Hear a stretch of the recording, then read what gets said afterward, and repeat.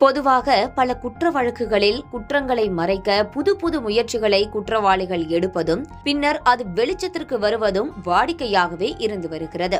பெரிய பெரிய கொலை குற்றங்கள் தொடங்கி சிறு சிறு குற்றங்கள் வரை இப்படிப்பட்ட சம்பவங்கள் அரங்கேறி வரும் சூழலில் போக்சோ வழக்கு ஒன்றில் 6 சமோசாக்களை லஞ்சமாக பெற்றுக்கொண்டு குற்றவாளிக்கு சாதகமாக காவல்துறையினரே செயல்பட்டது வெளிச்சத்திற்கு வந்துள்ளது.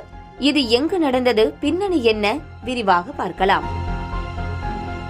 உத்தரப்பிரதேசத்தின் 8ஆம் மாவட்டத்தில் 14 வயது சிறுமி ஒருவர் உள்ளூர்வாசி விரேஷ் என்பவரால் பாலியல் வன்புணர்வுக்கு ஆளாக்கப்பட்டுள்ளார். அப்போது 2 கிராமவாசிகள் சம்பவ இடத்திற்கு வந்தபோது குற்றம் சாட்டப்பட்ட நபர் அவர்களை சாதி ரீதியாக திட்டிவிட்டு கொலை மிரட்டல் விடுத்து தப்பி ஓடியதாக சொல்லப்படுகிறது. இந்த சம்பவம் குறித்து பாதிக்கப்பட்ட சிறுமியின் தந்தை காவல்துறையில் புகார் அளித்தும் சரியான நடவடிக்கை எடுக்கப்படவில்லை என தெரிகிறது. ஆரம்பத்தில் உள்ளூர் அதிகாரிகள் எஃப்ஐஆர் பதிவு செய்ய மறுத்துவிட்ட காரணத்தால் சிறுமியின் தந்தை போக்சோ சட்டத்தின் கீழ் வழக்கு பதிவு செய்ய நீதிமன்றத்தை நாடி அதற்கான உத்தரவையும் பெற்றுள்ளார்.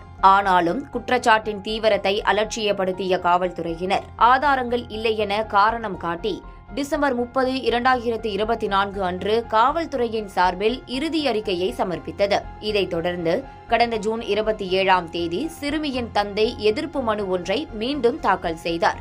அதில் விசாரணை அதிகாரி முக்கியமான நேரில் கண்ட காட்சிகளின் வாக்குமூலங்களை பதிவு செய்ய தவறிவிட்டார் என்றும் சிறுமிக்கு ஏற்பட்ட பாதிப்புகளை கவனிக்கவில்லை என்றும் எடுத்துக்காட்டினார். குறிப்பாக விசாரணை அதிகாரி குற்றம் சாட்டப்பட்டவரின் கடையில் இருந்து 6 சமோசாக்களை லஞ்சமாக பெற்றுக்கொண்டு பின்னர் தவறான மற்றும் அலட்சியமான அறிக்கையை தாக்கல் செய்ததாகவும் அதே நேரத்தில் பாதிக்கப்பட்ட சிறுமி கடனுக்கு சமோசா கேட்டதாகவும் மறுக்கப்பட்டதால் பழிவாங்கும் நோக்கில் இந்த வழக்கு ஜோடிக்கப்பட்டதாக எஃப்ஐஆரில் பதிவு செய்யப்பட்டிருப்பதாகவும் மனுவில் தெரிவித்துள்ளார்.